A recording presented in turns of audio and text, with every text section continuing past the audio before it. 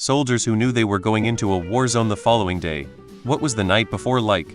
Slept like a baby. Interestingly, the day before I got blown up, I was absolutely 100% certain I was going to die or lose my left leg. Not a leg. Not a limb. My left leg. I emailed my wife. It wasn't that I was scared. I just knew it somehow. Never felt a feeling of dread, fear, or anything before that night. Had the balm functioned correctly, I'd be dead, but it didn't and I lost my left leg. Usually preparations and briefings. The first time is always the weirdest. You will most likely be overcome with fear and adrenaline at the same time. To me it felt like I was being microwaved. The most intense gunfight our unit faced was unplanned and unexpected. Those are the ones that leave the most scars emotionally. Mostly full of tasks and things to do for preparation. There is always something to do to go with a greater sense of security, and it was also pretty good to occupy myself so that I won't have time for disturbing thoughts. I had a dream where I met my ex-girlfriend's dad who had died 2 years prior at a coffee shop in heaven. His death really impacted me. He was kind and assuring that I'd be okay and that I would come home. It was surreal. I woke up crying and then boarding a plane later that day for Iraq.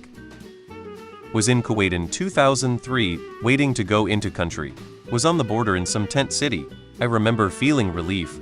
We had been stuck in Kuwait for 6 weeks, sweating absolute balls, showering once every 3 days, bored out of our fucking minds, eating shitty rations full of sand from the twice weekly sandstorms. I was anxious like everyone here describes and did not sleep much the night before, but if I was going to die, just let's fucking go. I was so fucking over sitting in the desert doing nothing, and we had 3-4 false starts. It was like everything else in the army for me: firing range, demo range, ropes course, rappelling, etc. By the time it actually happened, I just wanted it over with. I have 2 tours in Iraq. For the first one, I was 9. I didn't know what to expect and I was excited. I had been training for this moment for a long time and was ready to fulfill my purpose. There was very little fear or anxiety, which quickly changed once in country. My second tour came a year after the end of my first, and my emotions were totally different.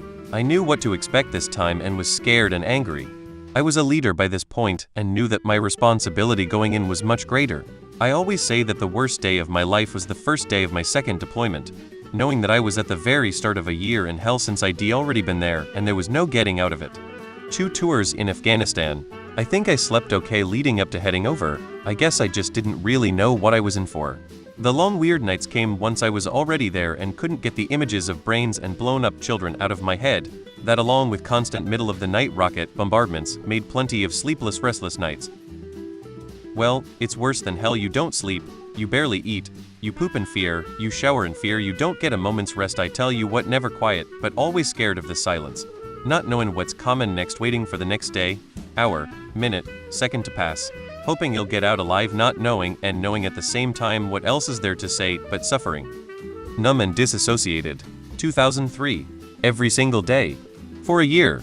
And it was super pronounced. If we ever hit up a huge base for a hot meal or a new pair of socks, everyone there would be galvanting and playing grab ass, while we were trying to figure out how long our hillbilly armor would last, and wondering if the mail ever came in.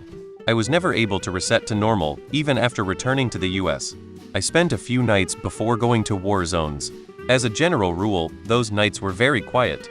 People lost in their own thoughts, writing to loved ones, a few making peace with their deities.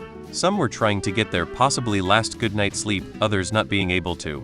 Every now and then those awake would get up and wander around a bit. Obviously wed check, double check, triple check, etc. gear and equipment.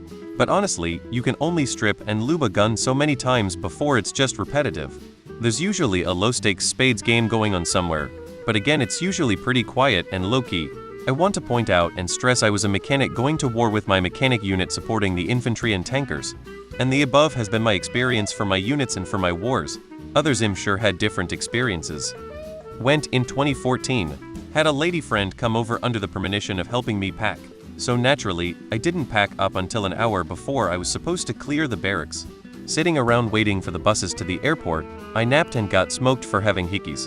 The feeling of oh shit didn't kick in until I got a hug from Hug Lady. Look her up, probably the only good thing Hood had going for it, and then walking onto the tarmac. Ended up in Romania for about a week, then flew into Afghanistan. Once those doors opened, and you feel that ungodly heat and stench, that's when it really hit. I got into a game time mode kind of thought process. The first firefight changed that game mode mindset into oh shit this is really real, and then it was more the adrenaline thinking that my conscious. Towards the halfway point, there was more conscious thought than adrenaline, and finally, towards the end, it was the missions we weren't getting shot at that bothered me. You start thinking, what are they doing? Why aren't they firing? What are they planning? Stuff like that. It was my first and only combat deployment so far. I was just a private, so other people's thoughts are probably different. Edit this wasn't for knowing we were going into combat the next day, just out to our small fob that we knew took a lot of IDF daily. It was a weird sleepless night laying on a cot in Bagram with several hundred other soldiers. We were flying out to Sharana the next morning and ultimately our small fob after later the next day. The guys that had deployed previously, mostly NCO, were on top of it.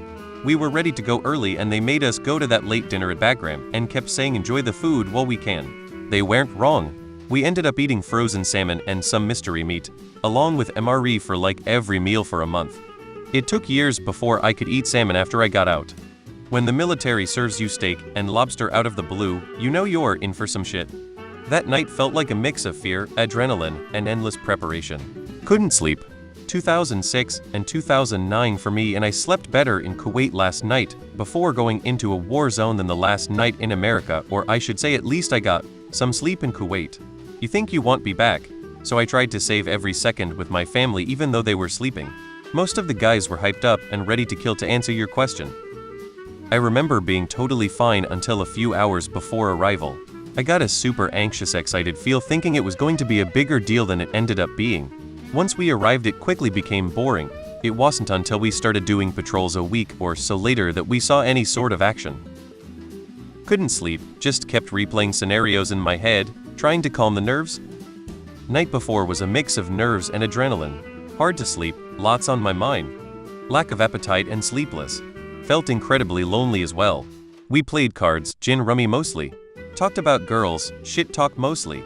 Guys doing guy stuff.